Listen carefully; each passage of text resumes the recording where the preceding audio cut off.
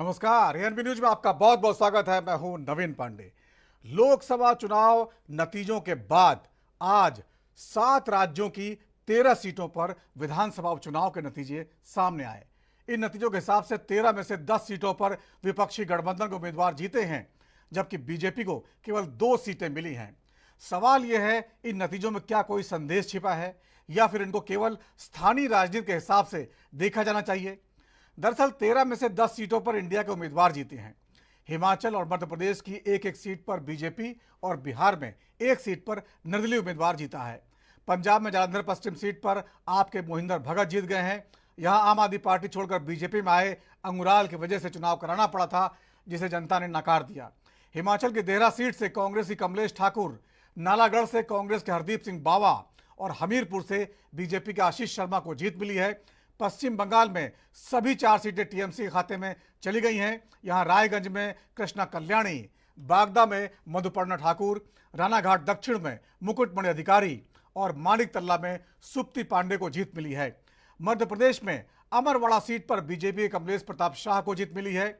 उत्तराखंड में बद्रीनाथ सीट पर कांग्रेस के लखपत सिंह बुटोला और बंगलोर सीट पर कांग्रेस के काजी मोहम्मद निजामुद्दीन जीते हैं। बिहार में रुपौली सीट पर लोजपा रामविलास से बागी होकर चुनाव लड़े शंकर सिंह जीत गए हैं। तमिलनाडु में विक्रवंडी विधानसभा सीट पर डीएमके के अनिथुर शिवा को जीत मिली है। इन नतीजों में बीजेपी को सबसे बड़ा झटका उत्तराखंड और बंगाल में लगा है। उत्तराखंड की बद्रीनाथ सीट पर कांग्रेस छोड़कर राजेंद्र भंडारी आए थे और उन्हीं की वजह से चुनाव कराना पड़ा, लेकिन राजेंद्र भंडारी बीजेपी में आके हार गए। बंगाल में टीएमसी ने 4 सीटें जीत ली हैं, जबकि इनमें से 3 बीजेपी के पास थी पिछली बार। अब इन नतीजों के बाद कांग्रेस संदेश दे रही है कि मोदी सरकार की उल्टी गिनती शुरू हो चुकी है। क्या वाकई इन नतीजों का कोई संदेश है? इस पर चर्चा करेंगे। हमारे साथ कुछ खास मेहमान जुड़े हुए हैं जिनके पास चलेंगे। इससे पहले देख लेते हैं क्या कुछ कहा गया। देखिए, निश्चित तौर से ये जनता का फरमान है कि जो उन्होंने मत 2022 के आम चुनावों में दिया था, उसका रिस्पेक्ट भारतीय जनता पार्टी ने नहीं किया। और जिस तरीके से देश के हर कोने में ये चुनी हुई सरकारों को गिराने का प्रयास करते हैं, उसको ये हिमाचल में भी लागू करने का असफल प्रयास कर रहे थे। मगर हिमाचल की जनता पढ़ी लिखी है और हिमाचल की जनता ने पीछे लोकसभा में जिस तरीके से अलग मैंडेट के साथ आगे बढ़े, मगर इस बारी उन्होंने बिल्कुल साफ तरीके से कांग्रेस पार्टी को मैंडेट दिया है।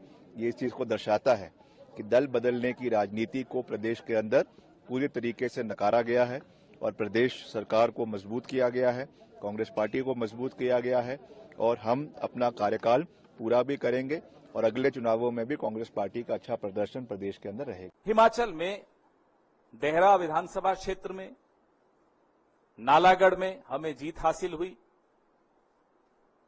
हमीरपुर हम हारे हैं, लेकिन ये तीनों सीटें ऐसी हैं जिसमें असेंबली इलेक्शन में, विधानसभा चुनाव में इंडिपेंडेंट्स जीते थे, कांग्रेस नहीं जीती थी। इस बार कांग्रेस ने 3 में से 2 जीत ली। और अगर आप कुल मिलाकर 13 की 13 सीटों का आकलन करेंगे तो भारतीय जनता पार्टी को सिर्फ 2 मिली। अमरवाड़ा पे मैं आता हूं, जो मध्य प्रदेश का विधानसभा क्षेत्र है, जहां इतिहास में शायद पहली बार हुआ होगा कि काउंटिंग करते हुए अधिकारी लंच की ब्रेक लेते हैं, काउंटिंग रोक के। पूरा अमला, पूरा प्रशासन जुट जाता है कांग्रेस को हराने के लिए। जो व्यक्ति पिछला विधानसभा 25,000 से जीता, भाजपा में जाकर अब बड़ी मुश्किल से जीत पाया है। जनता देख रही है। इन तमाम विधानसभा क्षेत्रों के वोटर्स का हम कांग्रेस पार्टी की तरफ से हार्दिक धन्यवाद देते हैं उन्हें कि उन्होंने सबक सिखाया उन लोगों को जो षड्यंत्र कर रहे थे संविधान को कमजोर करने का, संविधान को बदलने का, और चुनी हुई सरकारों को अस्थिर करने का जो षड्यंत्र रच रहे थे, उनको एक करारा जवाब आज जनता ने दिया है। सबसे पहले उनका धन्यवाद। तो हारना ही था। मानिक तोला का वोटर्स लोगों को ऊपर उनका कोई कॉन्फिडेंस ही नहीं था। इसीलिए तो साधन पांडे का मौत के बाद भी वो केस करके ये इलेक्शन रुक दिया था, क्योंकि उसको पता था वो हारने वाला है। इसीलिए तो वो वोट को कोर्ट केस करके वोट नहीं होने दिया। अभी उनका कहना है कि ठीक से वोटिंग नहीं वो नाटकबाज है। अगर नहीं हुआ तो स्क्रूटिनी में नहीं गया क्यों? वो वोट के दूसरे दिन वो तो स्क्रूटिनी होता है तो अमरवाड़ा में हमारे राष्ट्रीय नेतृत्व, प्रदेश नेतृत्व की नीतियों की जीत हुई है। इसकी खूबसूरती समझिए, एक कैंडिडेट जब आम आदमी पार्टी से लड़ा 2022 में तो वो जीता। उस कैंडिडेट ने अपनी माँ को, पार्टी तो माँ के समान होती है, उसको धोखा दिया, भारतीय जनता पार्टी में चला गया और अब भारतीय जनता पार्टी से चुनाव लड़ रहे हैं तो वो तीसरे नंबर पे और बहुत पीछे हैं। जनता ने सबक सिखाया। जनता इस तरीके से धोखा देने वाले लोगों के साथ कभी नहीं जाती। और दूसरी बात ये है कि जनता का विश्वास पंजाब सरकार के साथ है और जनता को पंजाब में भगवंत मान साहब का काम पसंद आ रहा है। तो उपचुनाव के जो नतीजे आए हैं, क्या वो कोई संदेश हैं? इस जनादेश का क्या मतलब निकाला जाना चाहिए? आमतौर पर कहा जाता है कि उपचुनाव का जो है वो स्थानीय स्तर के जो समीकरण हैं वो काम करते हैं, लेकिन पूरे देश में 7 राज्यों में एक साथ बीजेपी के खिलाफ जो नतीजे आते दिखाई दे रहे हैं, मध्य प्रदेश को छोड़ दिया जाए और हिमाचल प्रदेश की एक सीट पे वो जीते हैं, उसके अलावा बंगाल की 4 सीटें में से 3 जो पिछली बार बीजेपी के पास थी वो इस बार टीएमसी के पास चली गई हैं। बद्रीनाथ उत्तराखंड जहां बीजेपी की सरकार है और बहुत मजबूत है, 5 लोकसभा सीटें मिली थी, वहां भी बद्रीनाथ सीट जहां कांग्रेस के विधायक अपनी पार्टी छोड़कर बीजेपी में आ गए थे, वो राजेंद्र भंडारी चुनाव हार जाते हैं। आखिर पूरी सरकार होने के बाद, अमला होने के बाद ऐसा क्या चला गया जनता के बीच में संदेश कि समीकरण बदल रहे हैं? क्या कांग्रेस लगातार कह रही है कि मोदी सरकार की उल्टी गिनती है? इस पर बात करेंगे। हमारे साथ कुछ खास मेहमान जुड़े हुए हैं, उनके पास चलते हैं। अनूप दीक्षित जी है, नेता बीजेपी का, आपका बहुत बहुत स्वागत है अनूप जी। विजय डोगरा है, नेता कांग्रेस का, आपका बहुत बहुत स्वागत है। प्रोफेसर भुवन भास्कर जोशी है, प्रवक्ता समाजवादी पार्टी का, आपका बहुत बहुत स्वागत है। डॉक्टर सुशील कुमार शर्मा जी हैं, राजनीतिक विश्लेषक के तौर पर जुड़े, आपका बहुत बहुत स्वागत है। सबसे पहले अनूप दीक्षित जी आपके पास आना चाहूंगा। जिस तरह से उपचुनाव के नतीजे आए हैं और बीजेपी को करारा झटका लगा है, 13 में से केवल 2 सीटें आप लोग जीत पाए हैं और बंगाल की 4 में से 3 सीटें जो आपके पास पिछली बार थी वो आप हार गए। उत्तराखंड जहां आपकी सरकार है, वहां की बद्रीनाथ सीट वो आप हार गए। इसका क्या मतलब निकाला जाए? देखिए संदीप जी, ये जनादेश है, ये हमारे पक्ष में हो या विपक्ष में हो, इसको हमको दोनों सूत्रों पर स्वीकार करना चाहिए। और भारतीय जनता पार्टी की है, जनता पार्टी उसका सम्मान करती है और भारतीय जनता पार्टी इस पर विचार विमर्श करेगी कि आखिरकार क्या हमसे ऐसी कमियां रह गई जिन जगहों पे ये नतीजे आए।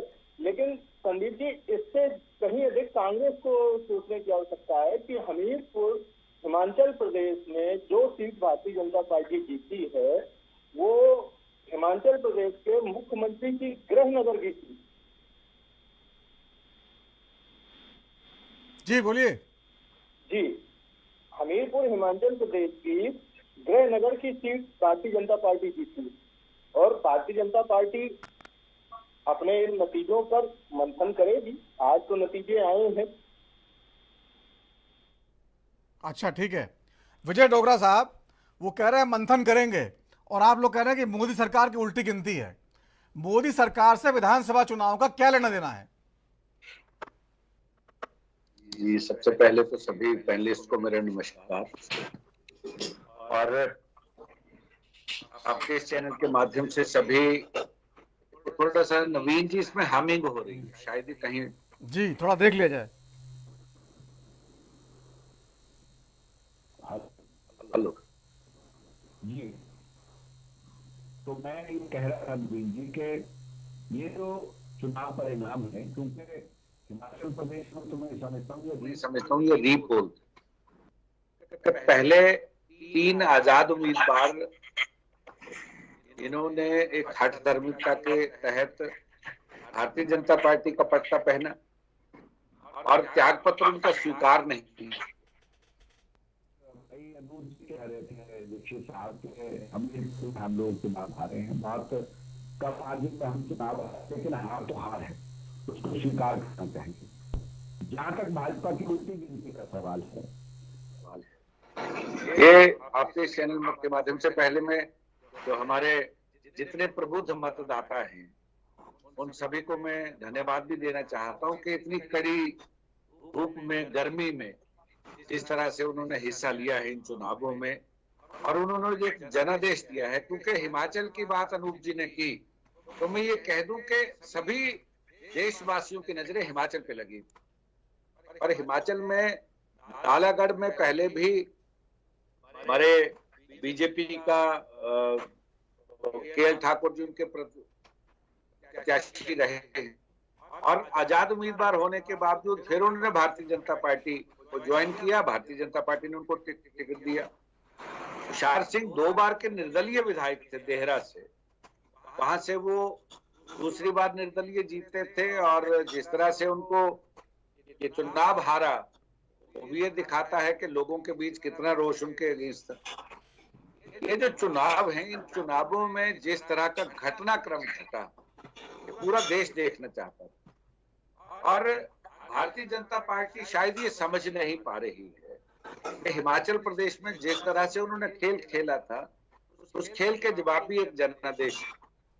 लेकिन हम अभी ये कहना चाहते हैं कि हमें और मेहनत की जरूरत थी कि हम हमीरपुर का रीपोल फिर हम जीतते, और जीत के ये हैट्रिक हम बनाते।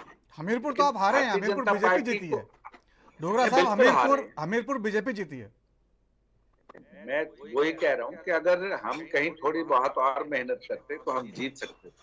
हम हारे, हार को हम स्वीकार करते हैं, लेकिन भारतीय जनता पार्टी का ग्राफ 7 राज्यों में सिर्फ एक मध्य प्रदेश को छोड़ के, वो जो एक जनादेश है लोगों का, वो कहीं ना कहीं भारतीय जनता पार्टी को ये दर्शा रहा है कि अभी भी आपकी जो नीतियां हैं वो नीतियां अच्छी नहीं है। और बार बार जिस तरह के देश में ये चल रहा है कि मैं देख रहा था कि 25 जून को हम लोग काला दिवस मनाएंगे संविधान के, ये कौन सी ऐसी बातें हैं आजादी के इतने वर्ष बाद, और उस समय की क्या। इस पर मैं आऊंगा विजय डोगरा साहब, इसमें बाद में आऊंगा, पहले एक कमेंट सबसे ले लूं, ठीक है। प्रोफेसर भुवन भास्कर जोशी जी, जिस तरह से आज नतीजे आए हैं, अभी उत्तर प्रदेश में उपचुनाव होने बाकी हैं 10 सीटों पर, क्या इन नतीजों की बानगी को आप उत्तर प्रदेश में देखते हैं? ऐसा कुछ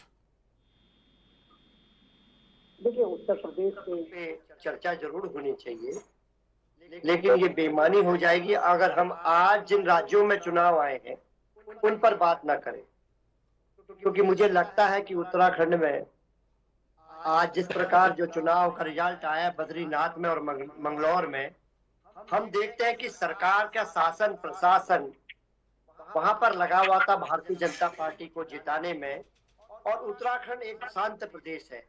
लेकिन इस चुनाव को आदरणीय धामी जी ने हिंसक चुनाव बना दिया, और जनता ने उनको जवाब देने का काम करा। दोनों सीटों पर भारतीय जनता पार्टी की हार हुई है, और हिमाचल में भी हम देख पा रहे हैं 4 में से 3 सीट कांग्रेस जीत पाई, और ये भारतीय जनता पार्टी को जवाब है कि अगर आप खरीद फरोख्त की राजनीति करोगे, लोकतंत्र की चुनी हुई सरकार को गिराने का काम करोगे, तो ये देश आपको माफ नहीं करेगा। ये जवाब देने का काम कर गए। और बिहार में जो रिजल्ट आया है वो जेडीयू और बीजेपी को सबक है, क्योंकि वहां पर निर्दलीय जीता है और जेडीयू और बीजेपी नहीं जीत पाई, जिनकी सरकार चल रही है। इसका ना सरकार की नीतियों से वहां पर लोग प्रसन्न नहीं है। और बंगाल में आदरणीय दीदी ने चारों की चारों सीटें जीतकर एक संदेश देने का काम किया कि भारतीय जनता पार्टी की बंगाल में जमीनें खत्म हो चुकी हैं। तो ये सारे पंजाब में आम आदमी पार्टी को जीतने का काम करा, और इसका निचोड़ ये है कि भारतीय जनता पार्टी की नफरत की राजनीति, उनके अहंकार का, और लोकतंत्र में जो प्रहार उन्होंने करा है, उसका जवाब इस प्रदेश देश की जनता ने विभिन्न प्रदेशों में देने का काम करा। अब मैं आ जाता हूं उत्तर प्रदेश में। मैं कहना चाहता हूं कि अब देखिए देश का क्या मूड है, उसी से देश की और प्रदेशों की दिशा और दशा तय होगी। और देश का मूड ये है, देश चाहता है कि बुनियादी मुद्दों पर रोजगार, महंगाई, मातृशक्ति की सुरक्षा, इन पर बात हो।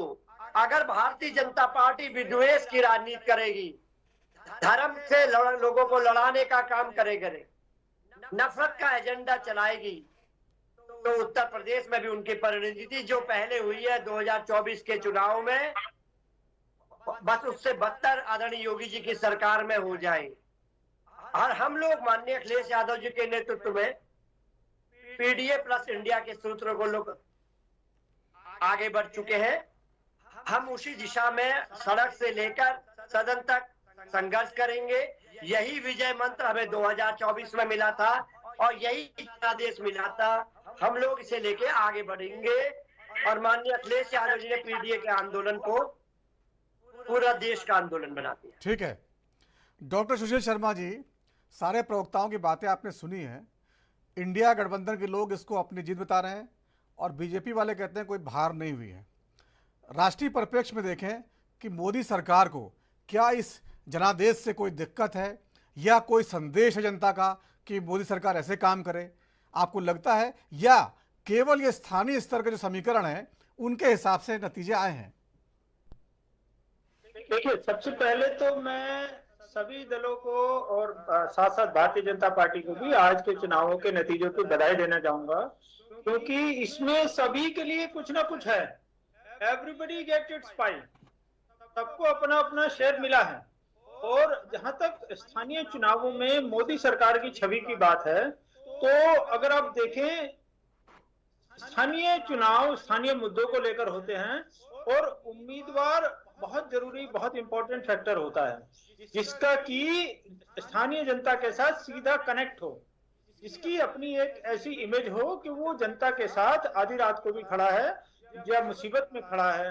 तो ऐसे में जैसे हमारे साथी प्रवक्ता ने बताया कि निर्दलीय भी जीत गए हैं वहां, तो पार्टी ऑफ कोर्स मैटर करती है, लेकिन पार्टी से भी ज्यादा लोकल इश्यूज में लोकल उम्मीदवार का नाम बहुत मैटर करता है, जो भरोसेमंद है, जो पब्लिक के साथ किसी भी समय खड़ा है पब्लिक का दुख सुनने के लिए। और रही बात मोदी सरकार के कार्यकाल की या कार्य प्रणाली की, तो मेरा ये भी मानना है कि तक जो एक भारतीय जनता में एक डिस्कनेक्ट हो गया है मोदी सरकार से। भले ही उन्होंने अंतर्राष्ट्रीय स्तर पर कितने भी झंडे गाड़े हैं, देश में कितने भी बड़े बड़े काम किए हैं, लेकिन शायद वो पूरी तरह से जनता में अपने कामों का प्रचार ठीक प्रकार से नहीं कर पा रहे हैं। अन्यथा आप देखिए कि कुछ ही दिन पहले रूस के राष्ट्रपति पुतिन जी ने रूस का सर्वोच्च सम्मान देकर मोदी जी को नवाजा है। तो काम में तो कोई कमी नहीं है, दुनिया रिकॉग्नाइज कर रही है। मगर दुर्भाग्य की बात है कि भारत की राजनीति जहां 2 रुपए किलो चावल पे या 8,500 रुपए का झूठा प्रॉमिस, टकाटक 1 लाख की नौकरियां, इस तरह की जो रेवड़ियां हैं, उन पर भारतीय जनता डगमगा जाती है। और उसके चलते आपने कितने भी अच्छे काम किए हों, आपने कितने भी बढ़िया देश को विकसित राष्ट्र बनाने का स्वप्न देखा हो, आप कितने भी इंफ्रास्ट्रक्चर पे काम कर रहे हैं, वो सब हाशिए पर चले जाते हैं। जी ठीक है अनूप दीक्षित साहब, आपने बात सुनी होगी। ठीक है कि उपचुनाव जो है लोकल मुद्दों पे होते हैं, लेकिन ये मत भूलिए कि बंगाल में आप 3 सीटें गंवा चुके हैं। उत्तराखंड में जो आपके प्रत्याशी थे बद्रीनाथ सीट से, वो जो है विधायक थे पिछली बार के, भले वो कांग्रेस से थे, छोड़ के आपके पास आए, चुनाव हार गए। इसी तरह जालंधर वेस्ट में जो विधायक थे, छोड़ के आपके पास आए, चुनाव हार गए। यानी आप लोग जो दूसरे पार्टी के लोगों को तोड़ते हैं सत्ता दिखा के या केंद्र की सत्ता दिखा के, वो जनता बार बार नकार रही है। ये संदेश आप समझने को तैयार हैं क्या? कि भारतीय जनता पार्टी कभी विपक्ष को या किसी अन्य पार्टी को तोड़ने का काम नहीं करती। भारतीय जनता पार्टी हमेशा जोड़ने का काम करती है। और रही बात कि ये जो आरोप विपक्ष लगातार लगा रहा है कि भारतीय जनता पार्टी की हार हुई, भारतीय जनता पार्टी की हार हुई, तो भारतीय जनता पार्टी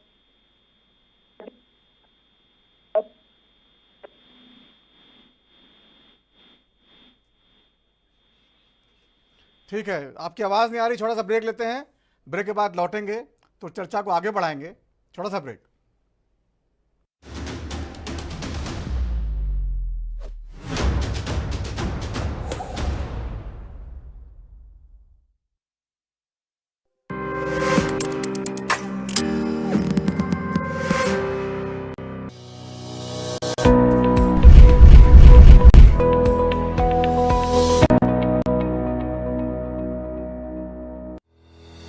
जल संरक्षण के लिए उत्तराखंड सरकार आज हर संभव प्रयास कर रही है ताकि पहाड़ों पर जल का संचय, संरक्षण और संवर्धन हमेशा के लिए हो सके।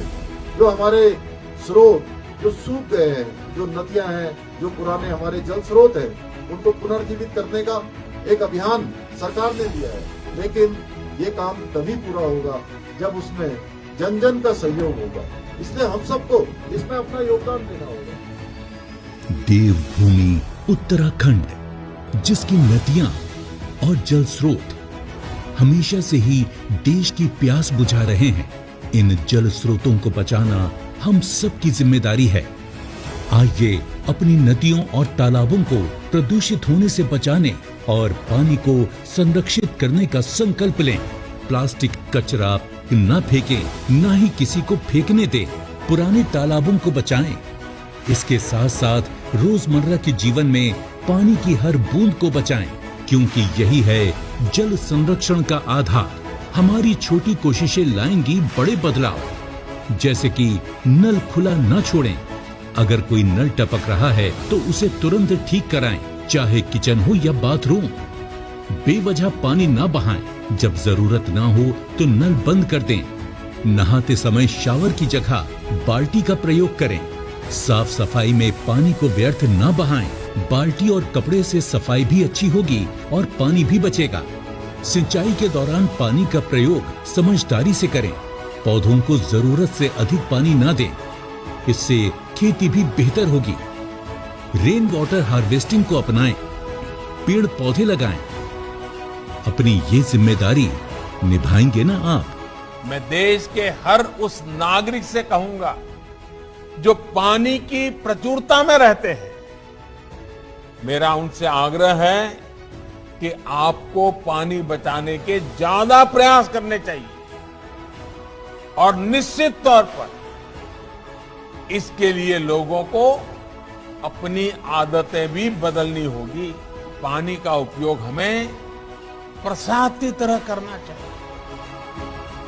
पानी को बचाएं, भविष्य को सजाएं। नहीं दबेगी कोई आवाज, हटेगे पर्दे, सामने आएगा हर राज।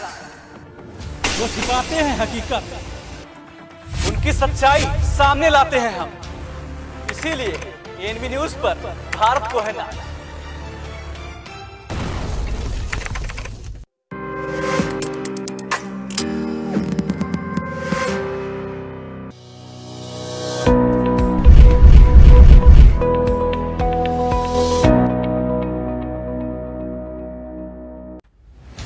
नहीं दबेगी कोई आवाज, हटेगे पर्दे, सामने आएगा हर राज। जो छिपाते हैं हकीकत, उनकी सच्चाई सामने लाते हैं हम। इसीलिए एएनबी न्यूज पर भारत को है नाज।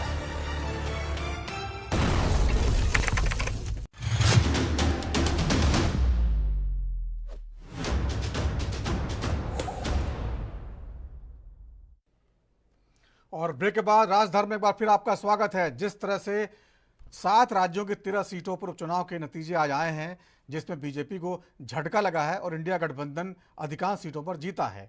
क्या ये मोदी सरकार को कोई संदेश है? इस मुद्दे पर चर्चा कर रहे हैं। हमारे साथ कुछ खास मेहमान जुड़े हुए हैं। अनूप दीक्षित जी हैं, बीजेपी के नेता। विजय डोगरा जी हैं, कांग्रेस के नेता। प्रोफेसर भुवन भास्कर जोशी जी हैं, समाजवादी पार्टी के प्रवक्ता। डॉक्टर सुशील कुमार शर्मा जी हैं, राजनीतिक विश्लेषक। अनूप दीक्षित जी, आपकी बात पूरी हो नहीं पाई थी। सवाल वही है कि बीजेपी क्या समझ नहीं पा रही है जो संदेश जनता देना चाहती है? बीजेपी समझ रही है जनता का संदेश, लेकिन जनता का संदेश ये विपक्षी दल नहीं समझ पा रहे। आप 2014 और 2024 तीनों देख लीजिए। एनडीए के पास बहुमत है, प्रधानमंत्री मोदी जी पुनः सरकार बनाए हुए हैं और देश का कहीं ना कहीं मान सम्मान गौरव वो अन्य देशों में भी बढ़ा रहे हैं। अब विपक्ष के साथ समस्या क्या? हमारे समाजवादी पार्टी के मित्र कह रहे थे पीडीए। मैं एक प्रश्न इन्हीं से पूछना चाहता हूं कि पीडीए का मतलब समझा दें। पीडीए का मतलब पिछड़ा, दलित, पीडीए का मतलब दलित, अल्पसंख्यक, पीडीए का मतलब अल्पसंख्यक। अच्छा, क्या समाजवादी पार्टी खाली इन्हीं 3 की पार्टी है? सवर्ण कहाँ गया? सवर्ण है ही नहीं क्या? समाज में है सवर्ण की? सवर्ण समाज से हाशिए के बाहर है। दूसरी बात, वही हमारे कांग्रेस पार्टी के मित्र कह रहे थे, इन्होंने जिस तरह जनता में बीच में जाकर जनता के भ्रामक प्रचार किए 8500 खटाखट, इन सब चीजों को लेकर इन्होंने प्रयास अपने पूरे किए नरेंद्र मोदी जी को प्रधानमंत्री पद की शपथ से रोकने के लिए, लेकिन दुर्भाग्यवश इनका वो ख्वाब ही रह गया। हाँ, कुछ आंकड़े बढ़े, लेकिन जनता को गुमराह कब तक करेंगे आप? भारत देश की जनता बहुत समझदार है और वो चीजें समझ रही है। अब आज के परिणामों पर लेकर आप अगर यदि प्रश्न चिन्ह उठा रहे हैं, तो अभी सुशील जी ने बताया कि हो सकता है प्रत्याशियों के चयन में अब आज परिणाम आए हैं। समाजवादी पार्टी और कांग्रेस पार्टी की तरह भारतीय जनता पार्टी का सिस्टम नहीं है। भारतीय जनता पार्टी बैठक करेगी, विचार करेगी और उस अंतिम निर्णय तक जाएगी कि यदि भारतीय जनता पार्टी की सीटों में इतनी कमी आई तो क्यों आई। तो कर तो रहे थे आप लोग, जो लोकसभा चुनाव के बाद 1 महीना हो गया, सब बैठकें चल रही हैं। राजस्थान में बैठक चल रही है, यूपी में बैठक चल रही है और हरियाणा में बैठक चल रही है। बिल्कुल बैठक करेंगे। अरे हमारे संगठन का अंदरूनी मामला है। कब तक करते रहेंगे? अगर इसी तरह फिर हारते रहेंगे क्या आप लोग? जो अभी यूपी के 10 सीटों के उपचुनाव आने वाले हैं, फिर आप कहेंगे मंथन करेंगे। अरे मंथन का समय होता है, एक्शन का टाइम आ गया है। संदीप जी, एक्शन जहां आवश्यकता है, आवश्यकता अनुसार एक्शन भी हो रहा है, मंथन भी हो रहा है। और जैसे जैसे चुनावों में जा रहे हैं, चुनाव के परिणाम आ रहे हैं, हम उसको खुले मन से स्वीकार तो कर रहे हैं, लेकिन विपक्ष के लोग तो उसी ईवीएम पर प्रश्न चिन्ह खड़ा कर देते हैं जिस ईवीएम ने उनको चुनकर लोकसभा के अंदर खड़े होकर बोलने की ताकत दी है। विपक्ष तो उस ईवीएम पर भी प्रश्न चिन्ह खड़ा कर रहा है। हम स्वीकार रहे हैं कि आप हमारी 13 सीटों में आज हम, वो तो अखिलेश जी कह चुके हैं मैं 80 में से 80 सीटें यूपी की जीत जाऊं, तब भी मैं सवाल खड़े करता रहूंगा। हाँ, तो फिर अब यदि मैं समाजवादी पार्टी के मित्र से यही तो कहना चाह रहा हूँ। और ये संदीप जी, भारत देश की जनता भी देख रही है, वो समझदार है कि जिस ईवीएम ने, जिस लोकतंत्र ने, जिस भारतीय चुनाव आयोग ने आपको चुनकर संसद में अपनी आवाज उठाने की छूट दी, आपको अपनी आवाज बुलंद करने की ताकत दी, आप उसी ईवीएम के ऊपर प्रश्न चिन्ह उठा रहे हैं और भारतीय जनता पार्टी के ऊपर आरोप लगा रहे हैं। बद्रीनाथ सीट आप हार के बताइए। बद्रीनाथ जो अयोध्या के बाद बद्रीनाथ जो है बहुत धार्मिक स्थान है, जहां काफी धार्मिक स्तर के जो राजनीति भी आपने की है, वहां आप हार जाते हैं। देखिए संदीप जी, हर नवीन पांडे नाम मेरा, अनूप दीक्षित जी मेरा नाम नवीन पांडे। जी नवीन जी क्षमा प्रार्थी। नवीन जी, क्या है, अभी सुशील जी ने बताया आपको कि लोकल इलेक्शन में कई जगह प्रत्याशियों के चयन में संगठनों से गड़बड़ी हो जाती है। हो सकता है हमारे संगठन से भी गड़बड़ी हुई हो, हम अपनी गलतियों पे पिछले विधायक साहब को कांग्रेस से तोड़ के आप लाते हैं बीजेपी में, उनको टिकट देते हैं, आपकी सरकार वहां मजबूत है, 5 सीटें लोकसभा के आप जीतते हैं, उसके बाद सारा जो है अमला, पूरा प्रशासनिक अमला वहां लगा रहता है, कई मंत्री चुनाव प्रचार करते हैं, उसके बाद भी आप सीट हार जाते हैं, अब आप सफाई दे रहे हैं। देखिए, मैं भारतीय जनता पार्टी का कोई बहुत आधिकारिक, बहुत बड़ा नेता नहीं हूँ। मैं नवीन जी बहुत साधारण कार्यकर्ता हूँ और जो पार्टी में हम लोगों को अनुशासन सिखाया जाता है, जिस अनुशासन के तहत हम लोग जाते हैं, आप तोड़ने का आरोप लगा रहे हैं बराबर भारतीय जनता पार्टी पे। भारतीय जनता पार्टी किसी से तोड़ के नहीं लाई। अब इन्हीं के विधायक सांसद स्वयं इस्तीफा दे के अगर भारतीय जनता पार्टी में आते हैं तो भारतीय जनता पार्टी उनको स्वीकार कर लेती है। अब इसमें आप तोड़फोड़ का आरोप लगा रहे हैं तो आप लगाते रहिए, विपक्ष का तो काम ही है बोलना। नहीं, मैं केवल ये कह रहा हूं कि जो बाकी दलों से ला के आप टिकट जिनको दे रहे हैं, इस पे आरएसएस भी सवाल खड़ा कर चुका है कि कांग्रेस के लोगों को ला के आप अपनी पार्टी में लाते हैं, फिर उनको टिकट देते हैं, उससे भारतीय जनता पार्टी जो कार्यकर्ता है वो निराश है। चाहे उत्तर प्रदेश की बात हो, अब उत्तराखंड में दिख गया, जालंधर सीट पे यही हुआ, जालंधर पश्चिम में। ये संदेश मैं कह रहा हूं कि जो जनता दे रही है कि आपको हम, जो आपके कार्यकर्ता हैं वो क्यों चुनाव नहीं लड़ते। नवीन जी, हमारे भारतीय जनता पार्टी का एक कार्यकर्ता कभी निराश नहीं होता। हमारी भारतीय जनता पार्टी का कार्यकर्ता, भारतीय जनता पार्टी, ठीक है, आपके पास बोलने का ज्यादा कुछ है नहीं। भुवन भास्कर जोशी जी, आप उत्तराखंड के हैं मेरे ख्याल से।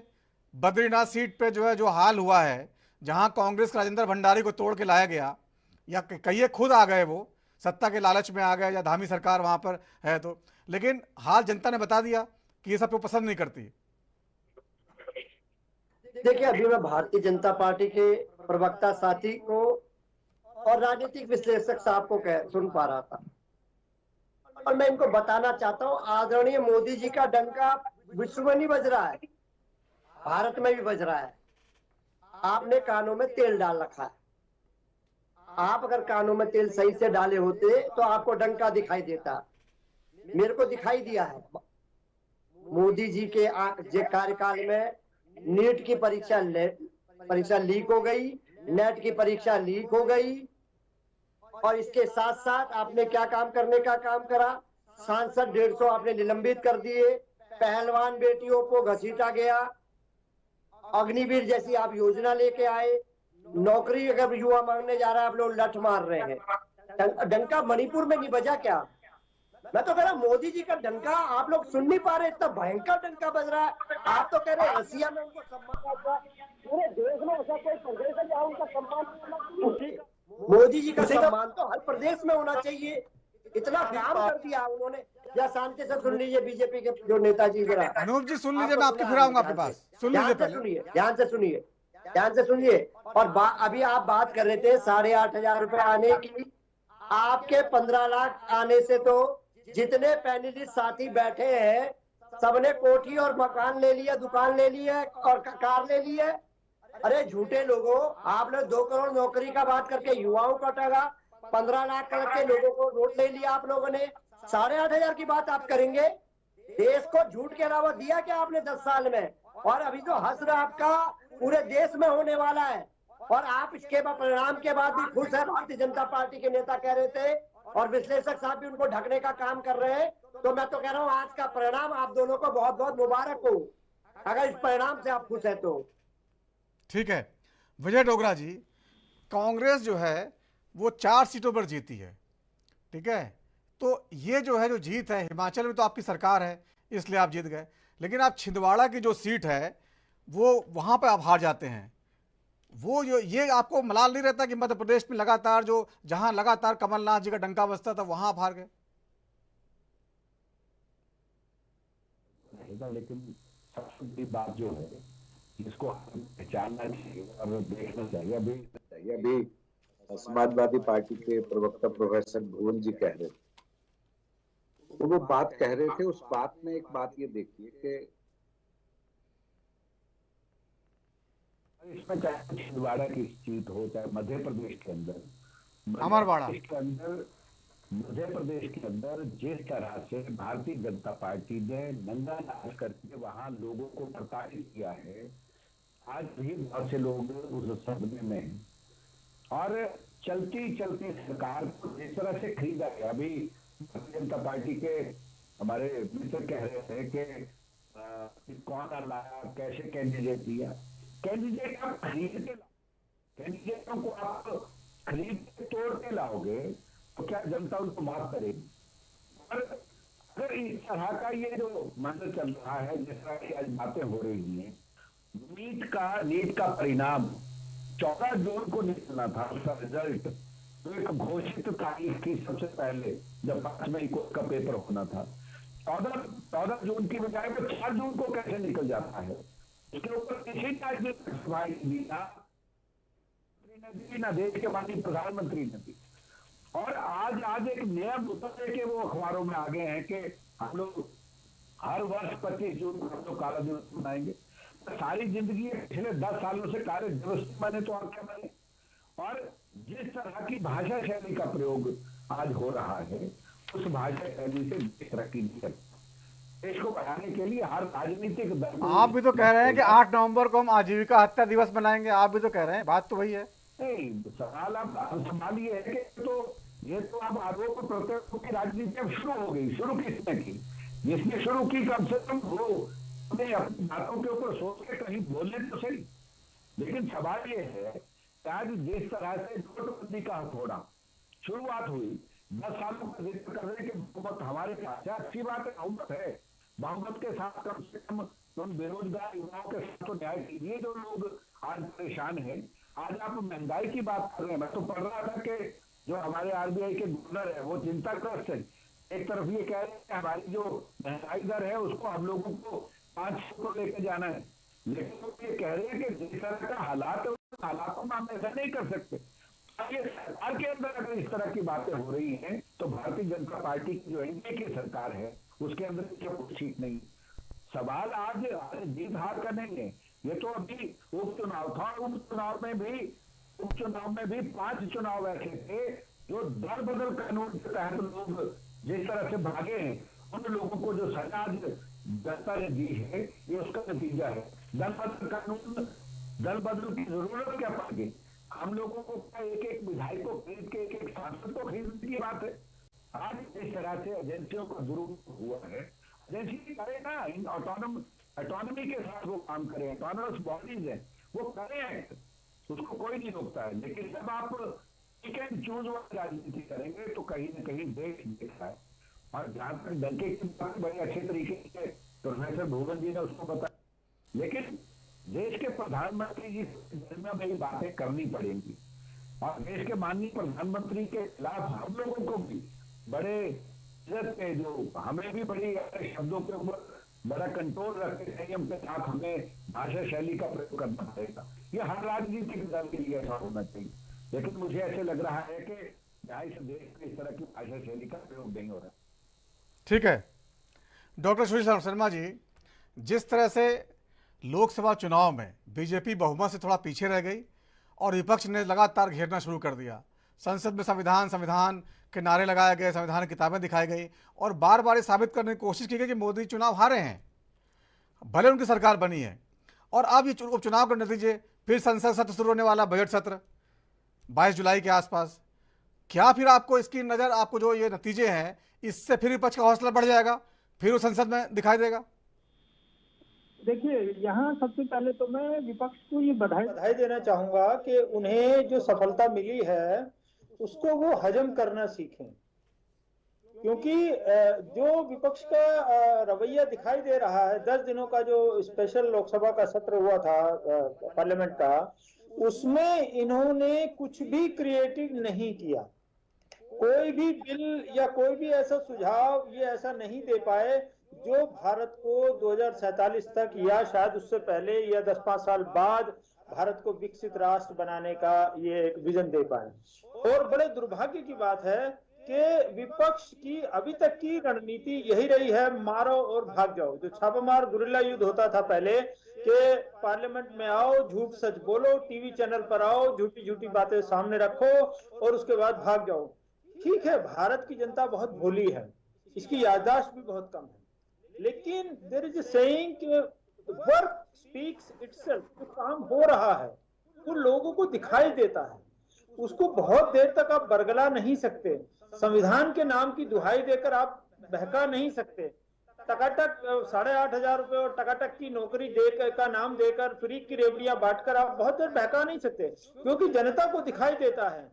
और लेकिन एक इसके साथ दुखद पहलू ये भी है कि जो भीड़ है, जो वोट डालती है, वो रेवड़ियों के बहकावे में आ जाती है।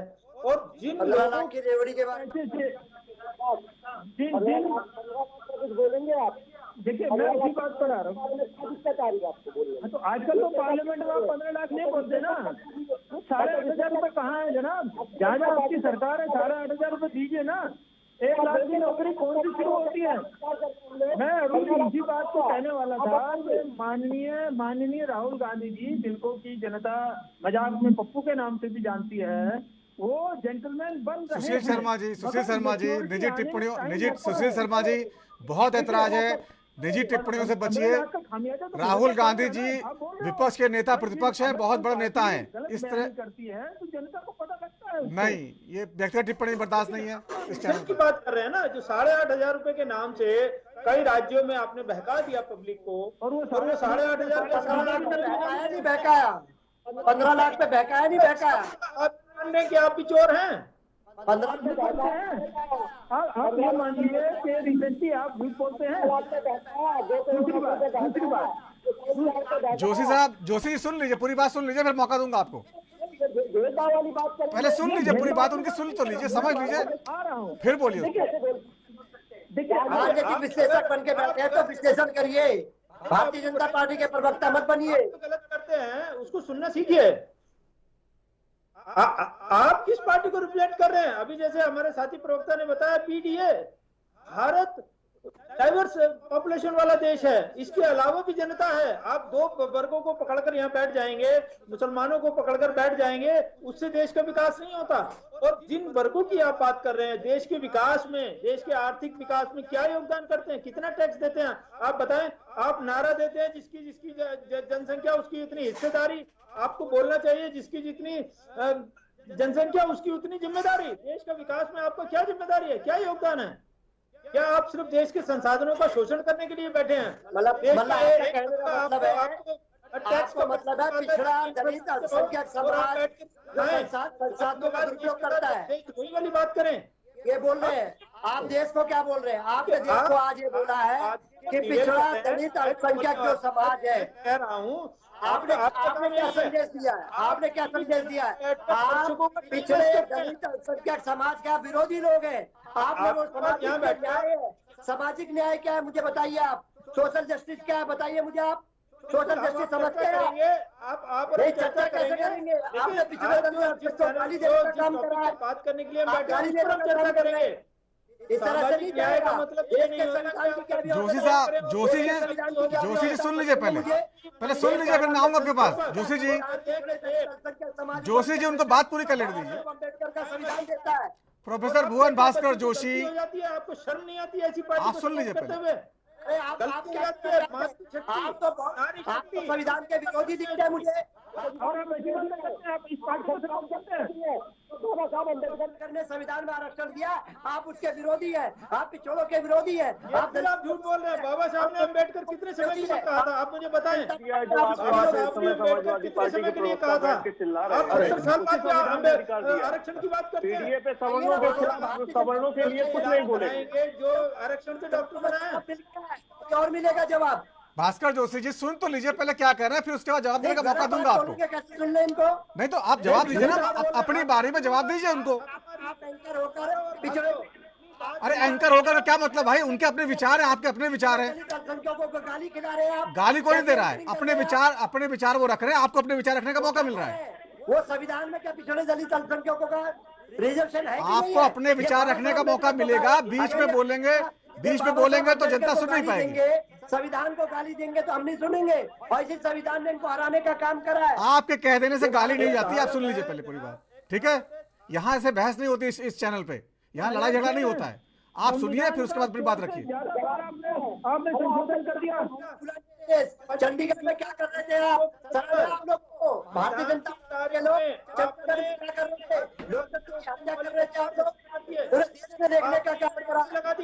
2017 तक अपना कार्यकाल याद कीजिए महोदय, उसके बाद आप भारतीय जनता पार्टी पे अपना आरोप लगाइए। पार्टी के लोग आप चंडीगढ़ पूरे देश को बना देते।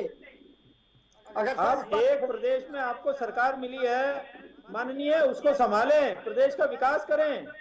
चंडीगढ़ बना देते पूरे बारे में आप जनता का परसेप्शन है। आपके देश की जनता समझ गई, आप पे नकेल कस ली है उन्होंने। आप तो चंडीगढ़ बनाने चले थे पूरे देश को। क्या करा था चंडीगढ़ में आपने? बताएंगे देश को। भारतीय जनता पार्टी ने क्या करा था? देखिए मैं पार्टी का प्रवक्ता नहीं हूँ। आप पार्टी का प्रवक्ता बोल रहे हैं। अगर आप इससे आप पार्टी के प्रवक्ता की तरह बोल रहे हैं तब मैं आपका विरोध कर रहा हूँ। ठीक है जोशी जी आपकी बात आ गई है। जोशी जी आपकी बात आ गई है। गलतियों का हम आईना दिखा देते हैं। जोशी जी आपकी बात आगे सुन लीजिए, फिर मौका दूंगा आपको। आप यहाँ पर नेताजी ने कहा था या नहीं कहा था? जनता, महिला आबादी, नारी शक्ति, बेरोजगारी पर, महंगाई पे दिखाइए। आप बोल सकते हैं महंगाई का बौ नहीं बोलोगे, बेरोजगारी का बौ नहीं बोलोगे, हम तुम्हें बर्दाश्त करेंगे? कितनी आपने अग्निवीर के बारे में देश को झूठ बोला। अग्निवीर जैसी योजना तो और आनी चाहिए। देश में झूठ तो प्रधानमंत्री बोल रहे 10 साल से। बेरोजगारों को ठग लिया 2 करोड़ नौकरी के नाम से, किसानों को ठग लिया दुगनी आय के नाम से। ऐसा कोई सगा नहीं जिसको इनकम आज की कितनी है और 2014 में जानकारी। ठीक है आगे बढ़ना। ठीक है आप दोनों शांत हो जाइए। ठीक है आप दोनों शांत हो जाइए। ठीक है बोले डोगरा साहब। बात तो सुन लीजिए। दोनों समाजवादी पार्टी के जो हमारे प्रवक्ता हैं,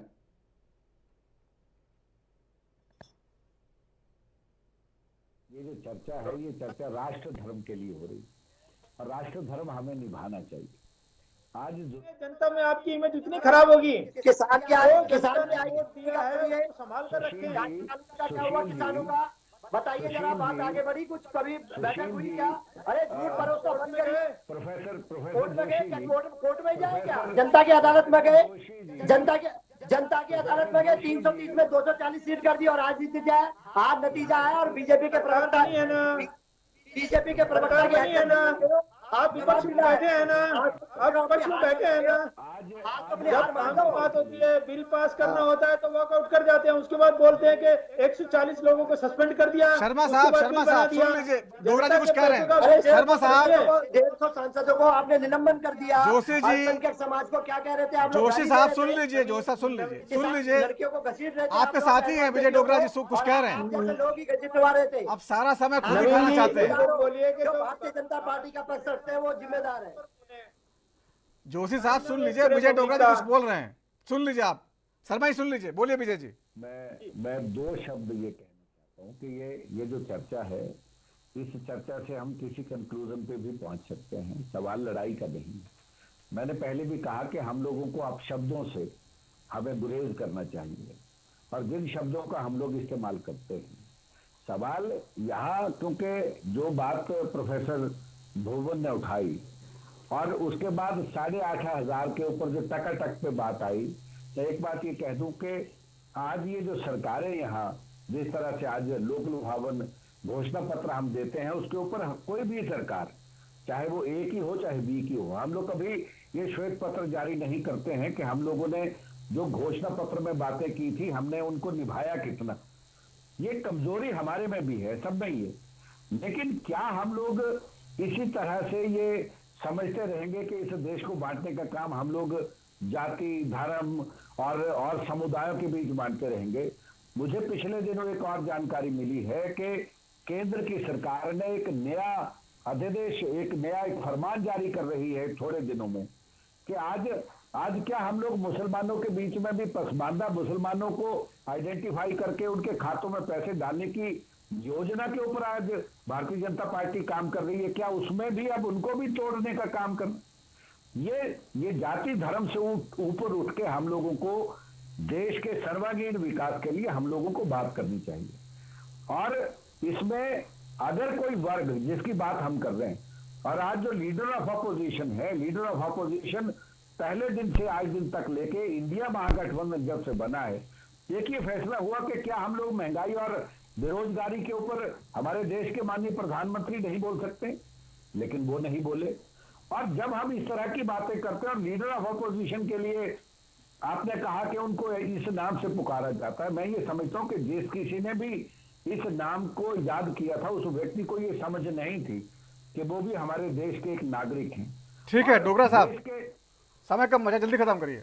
जी, मेरा सीधा सा सवाल ये है कि हम लोगों को ये जिस तरह से भारतीय जनता पार्टी हठ धर्मिता के साथ आगे बढ़ रही है, खरीदो फरोख्त के जो मामले हैं, इसको हमें रोकना पड़ेगा। ठीक है। और जो दल बदल कानून है उसका सहारा ना लेना पड़े। हिमाचल प्रदेश ने उसका एक नमूना पेश किया पूरे देश में। ठीक है, अनूप दीक्षित जी 1 मिनट जवाब दीजिए। मैं अभी तक इनकी सबकी बातें सुनता रहा था। नवीन जी, क्या है कि विपक्ष अपनी बात स्पष्ट रूप से कहना तो जानता है, लेकिन सामने वाले पक्ष का जवाब सुनना नहीं जानता।